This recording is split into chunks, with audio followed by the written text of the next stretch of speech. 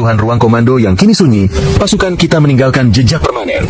Mereka menempelkan bendera merah putih berukuran kecil yang tahan api dan simbol naga Cina yang terukir laser pada dinding beton yang paling...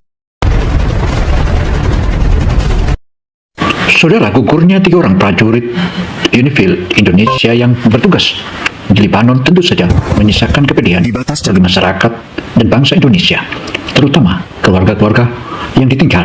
Hal ini tentu saja merupakan salah satu kelalaian yang patut dipahami, dan juga sepantasnya seluruh bangsa di dunia mengutuk pihak Israel karena sengaja melakukan provokasi hingga tewasnya 3 orang prajurit Indonesia. Karena itu, TNI yang ada atau yang bertugas di Lebanon itu akan tinggal diam?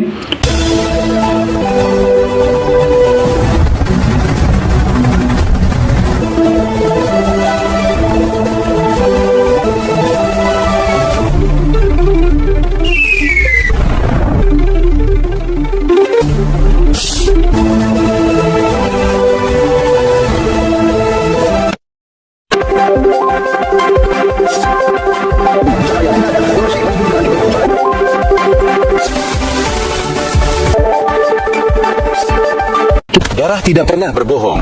Ketika tanah Lebanon Selatan yang gersang itu memerah oleh darah prajurit terbaik kita, dunia mengira Indonesia hanya akan mengirimkan nota keberatan diplomatik. Mereka salah besar. Di balik kabut asap artileri di garis biru, sebuah raksasa yang tertidur kini telah terjaga.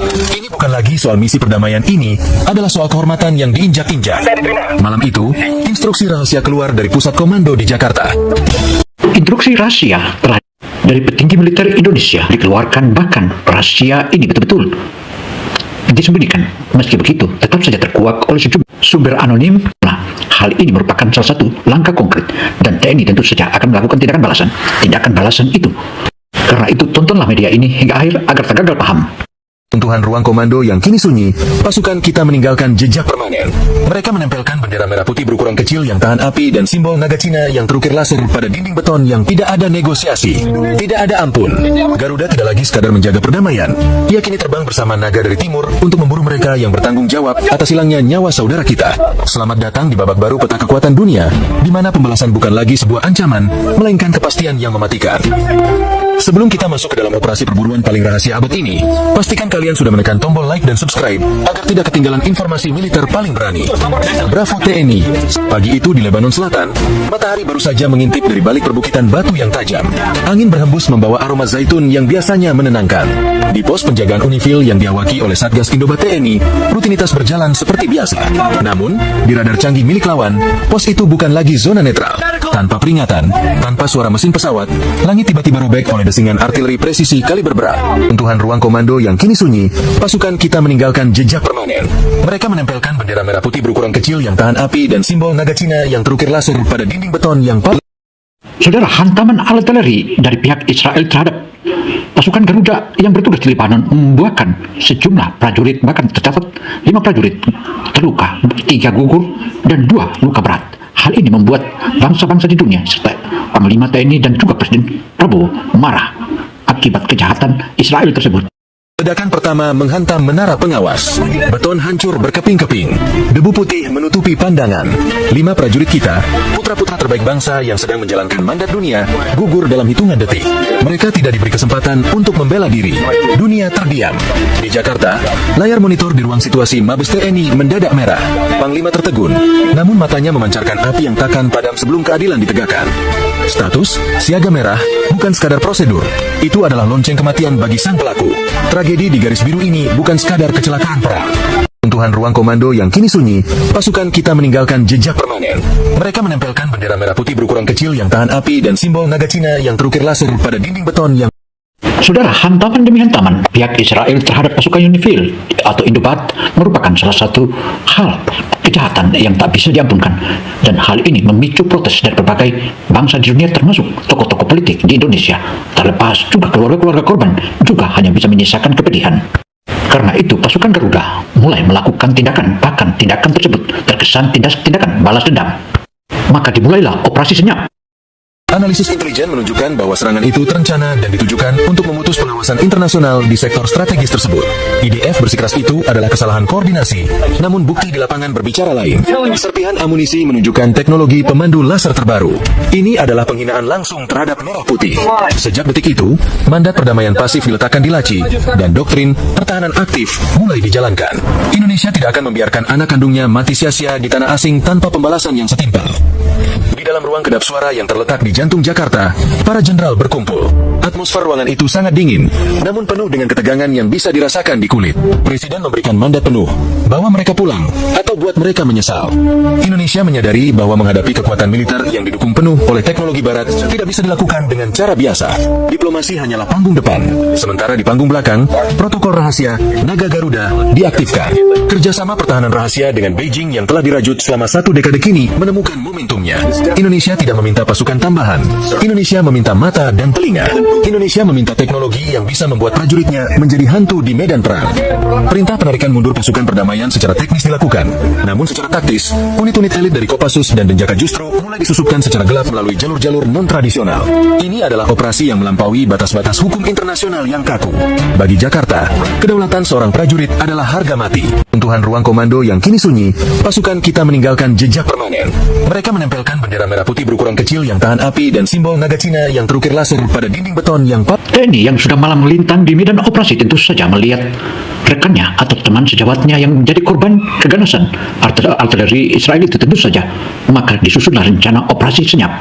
Operasi senyap itu 1, 2, 3 hilang dan 1, 2, 3 ada. Inilah bagian dari rencana strategis, di mana rencana strategis itu disebut Rencana operasi mulai disusun dengan detail mikro. Setiap sudut jalan di Lebanon Selatan, setiap pergerakan unit IDF di perbatasan mulai dipetakan dengan akurasi sentimeter. Tidak ada ruang untuk kegagalan. Ini adalah pertaruhan reputasi militer Indonesia di mata dunia. Amarah Jakarta bukan lagi berupa teriakan di mimbar PBB, melainkan pergerakan senyap kapal selam di kedalaman samudera dan detasemen khusus yang sedang mengasah bayonetnya. Beijing merespons permintaan Jakarta dalam waktu kurang dari 1 jam.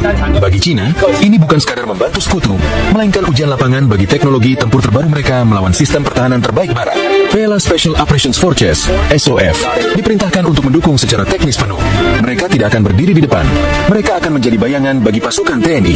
Hubungan ini murni simbiosis. Keahlian perang gerilya TNI yang legenda akan dipersenjatai dengan sistem siber dan pengawasan satelit paling mutakhir dari negeri tirai bambu. Runtuhan ruang komando yang kini sunyi, pasukan kita meninggalkan jejak permanen. Mereka menempelkan bendera merah putih berukuran kecil yang tahan api dan simbol naga Cina yang terukir laser pada dinding beton yang paling. Saudara, kerjasama serdadu, tirai bambu, dan TNI itu merupakan salah satu kolaborasi atau multisimbiosis yang sangat kokoh. Bahkan saat ini terbilang mereka adalah orang-orang atau tentara serdadu-serdadu Asia yang begitu kokoh dan teguh menghadapi dan tak mau dikibuli, apalagi dizalimi. Hal inilah yang membuat semangat makin membara. Api dendam dan api perjuangan mulai dikobarkan oleh prajurit-prajurit terpilih untuk melakukan tindakan balasan. Fakta ini melibatkan pengaktifan jaringan satelit pengintai Beidou yang secara eksklusif dialokasikan untuk memantau wilayah perbatasan Lebanon Israel. Setiap sinyal radio, setiap transmisi data militer IDF mulai disadap dan dienkripsi ulang oleh unit peperangan elektronik PLA. Teknologi electronic cloaking atau jubah elektronik mulai dikirimkan ke pangkalan-pangkalan rahasia. Ini adalah teknologi yang mampu memanipulasi pantulan radar, membuat objek besar terlihat seperti gangguan kecil atau bahkan menghilang sepenuhnya dari layar monitor. Boros Timur memiliki kemampuan untuk melakukan proyeksi kekuatan dimanapun dan kapanpun. Beijing menyediakan payung, sementara Jakarta menyediakan pedang. Kerjasama ini membuat intelijen Barat kebingungan karena mereka tidak melihat adanya pergerakan pasukan besar-besaran. Padahal, kiamat kecil bagi unit IDF yang bertanggung jawab sedang disiapkan dengan sangat teliti. Apa yang terjadi jika keberanian tanpa batas prajurit Kopassus dipadukan dengan exoskeleton tempur PLA? Hasilnya adalah prajurit super yang mampu bergerak di medan mustahil. Dalam runtuhan ruang komando yang kini sunyi, pasukan kita meninggalkan jejak permanen. Mereka menempelkan bendera merah putih berukuran kecil yang tahan api dan simbol naga Cina. Alkisah saudara, operasi Naga Garuda ini atau Garuda Naga ini kini mulai mereka memasuki medan-medan, bahkan merobohkan serta mengelululantakan pasukan IDF yang tengah berjaga di perbatasan dengan Lebanon. Hal ini tentu saja TNI yang sudah begitu tekad dan berani hadapi dan melakukan penyerbuan serta melakukan tindakan balas dendam itu merupakan salah satu kekuatan yang kokoh dan patut dipuji oleh bangsa Indonesia. Dalam bab ini, kita melihat bagaimana persiapan teknis dilakukan. Prajurit TNI mulai membiasakan diri dengan rangka luar robotik yang ringan namun mampu menggandakan kekuatan fisik mereka. Mendaki tebing terjal Lebanon Selatan kini bisa dilakukan secepat berlari di lapangan datar. Beban perlengkapan seberat 50 kg terasa seringan bulu. Tidak hanya itu, Cina juga mengirimkan unit drone swarm otonom berukuran saku. Drone ini mampu terbang dalam formasi ribuan, berinteraksi satu sama lain untuk mencari celah di pertahanan musuh, dan melakukan serangan bunuh diri ke titik-titik paling rentan pada kendaraan lapis baja. Sentuhan ruang komando yang kini sunyi, pasukan kita meninggalkan jejak permanen. Mereka Saudara, operasi Garuda Naga yang telah disusun dengan rapi dan dipasang sesuai strategi TNI dan PLA itu kini mulai menampakkan bahwa gabungan Indonesia dan TNI ini akan menunjukkan kekuatannya, dan kolaborasi itu menunjukkan suatu pembuktian bahwa TNI dan PLO adalah kekuatan yang tidak bisa dipandang remeh. ini mampu menghitung arah angin, kelembapan, dan rotasi bumi secara otomatis, memastikan setiap peluru kaliber 50 yang keluar dari laras senapan TNI akan menemukan sasarannya tanpa meleset 1 mm pun. Di sebuah lokasi rahasia yang tidak terjamah satelit musuh, sinkronisasi antara manusia dan mesin ini mencapai titik sempurna. Prajurit Denjaka melakukan simulasi infiltrasi bawah air menggunakan kapal selam mini siluman yang mampu menembus sensor sonar paling sensitif sekalipun. Teknologi sensor thermal terbaru juga memungkinkan mereka melihat menembus tembok beton bunker musuh. Mereka bukan lagi sekadar tentara. Mereka adalah predator teknologi tinggi yang siap dilepaskan ke dalam kegelapan malam Lebanon. Jam menunjukkan pukul 1 dini hari. Kegelapan total menyelimuti pantai Tair. Di bawah permukaan air yang tenang, sebuah kapal selam mini bertenaga listrik milik Denjaka bergerak tanpa suara. Mereka muncul dari kedalaman seperti hantu laut, tanpa percikan, tanpa jejak. Di saat yang sama, di ketinggian pegunungan yang berbatasan dengan Lebanon, satu tim kecil Kopassus mulai turun menggunakan tali dari helikopter siluman yang mematikan seluruh lampunya. Fase infiltrasi siluman telah dimulai. Pasukan Cina di pusat kendali bergerak cepat. Mereka mengaktifkan jubah elektronik dalam radius 20 km. Hasilnya luar biasa. Radar-radar pertahanan udara IDF tiba-tiba menampilkan pola statis yang tidak mencurigakan. Padahal di bawahnya, pasukan elit TNI sedang merayap masuk ke wilayah sensitif. Mereka bergerak di antara bayang-bayang bebatuan, menggunakan komunikasi melalui sinyal cahaya yang tidak bisa disadap oleh peralatan intelijen elektronik. Sementara itu, Denjaka telah mengamankan titik masuk di pesisir, menetralisir pos pengamatan pantai tanpa melepaskan satu butir peluru pun. Sungguhnya dimulai bukan dengan ledakan, melainkan dengan keheningan. Unit peperangan elektronik PLA meluncurkan serangan sibermasif ke pusat saraf komunikasi IDF di sektor utara. Dalam hitungan detik, seluruh frekuensi radio militer mati total. Sentuhan ruang komando yang kini sunyi, pasukan kita meninggalkan jejak permanen. Mereka menempelkan bendera merah putih berukuran kecil yang tahan api dan simbol naga Cina. Kepanikan mulai menjalar di markas komando musuh. Mereka mencoba beralih ke jalur komunikasi darurat, namun jalur tersebut sudah lebih dulu dikuasai oleh intelijen Cina. Yang mereka dengar di radio hanyalah suara statis yang mengerikan. Saudara, kolaborasi antara TNI dan PLA itu merupakan salah satu kolaborasi yang paling ditakuti oleh tentara-tentara elit dunia. Bahkan tentara elit dunia pun menyebutkan bahwa PLA dan Kopassus TNI Indonesia adalah merupakan kekuatan yang paling disegani dan ditakuti di dunia. Drone-drone pengganggu kecil, dicau, dilepaskan oleh PLA untuk memicu sistem radar musuh agar mengunci sasaran palsu. Akibatnya, baterai pertahanan udara IDF sibuk menembaki bayangan, menguras amunisi mahal mereka untuk objek yang tidak ada. Di saat musuh sibuk dengan kekacauan siber ini, jalur menuju bunker target utama telah terbuka lebar tanpa adanya gangguan dari dukungan udara maupun artileri musuh. Mata mereka telah buta, dan telinga mereka telah tuli. Komandan unit tersebut, seorang perwira menengah yang dikenal arogan dan sering mengabaikan protokol internasional, tidak menyadari bahwa setiap gerak-geriknya telah dipantau secara mikroskopis sejak jemarinya menarik peletok artileri maut itu. Teknologi pelacakan, kuantum thermal, milik PLA mampu mengikuti tanda panas, heat signature-nya. Pasukan elit TNI tidak mencari konvo besar yang mencolok. Mereka mencari individu-individu spesifik yang tangannya bersimbah darah prajurit kita. Perburuan ini bersifat personal, dingin, dan tanpa ampun. Dengan bantuan drone mikro seukuran serangga yang mampu masuk melalui celah ventilasi udara yang sempit, tim gabungan mendapatkan visual real-time dengan resolusi 4K dari dalam markas musuh. Melalui layar tablet tempur, prajurit TNI melihat para prajurit musuh yang sedang tertawa dan bersantai, sama sekali tidak menaruh curiga bahwa malaikat maut sedang menutup pintu besi mereka. Garuda benar-benar menunjukkan taringnya yang tajam.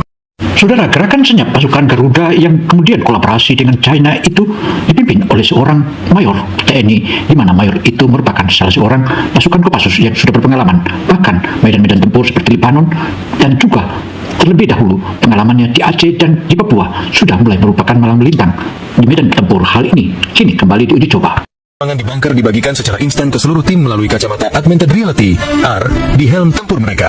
Target utama telah dikunci dengan aura merah di pandangan mereka. Instruksi terakhir dari pusat komando di Jakarta bergema pelan di air pitch. Netralisir ancaman tanpa sisa. Pastikan pesan dari tanah air sampai kepada mereka di detik terakhirnya. Di luar bunker, angin malam Lebanon terasa sangat sunyi. Namun di dalam dada setiap prajurit TNI, hanya ada satu nama yang terus mereka rapalkan sebagai target mati. Runtuhan ruang komando yang kini sunyi, pasukan kita meninggalkan jejak permanen.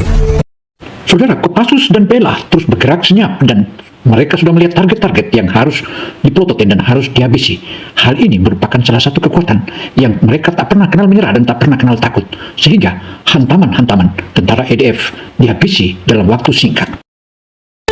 Tepat pukul 3.15, keheningan lembah yang mencekam itu pecah bukan oleh dentuman meriam, melainkan oleh desis halus tembakan yang sangat presisi.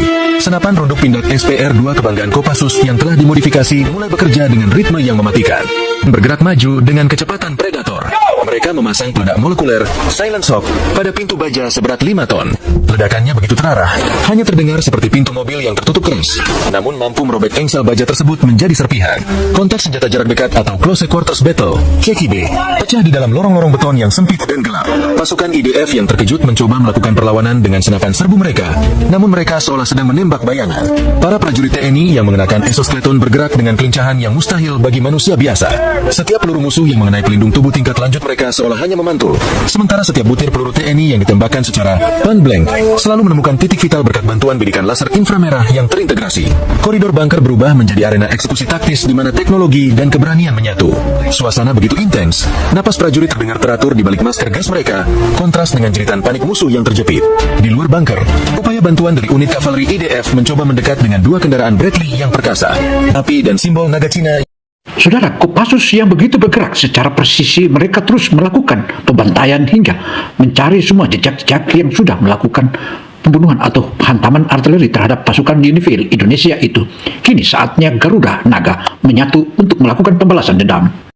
Namun, sebelum mereka sempat mengunci posisi, langit malam di atas mereka tiba-tiba dipenuhi oleh ribuan cahaya kecil.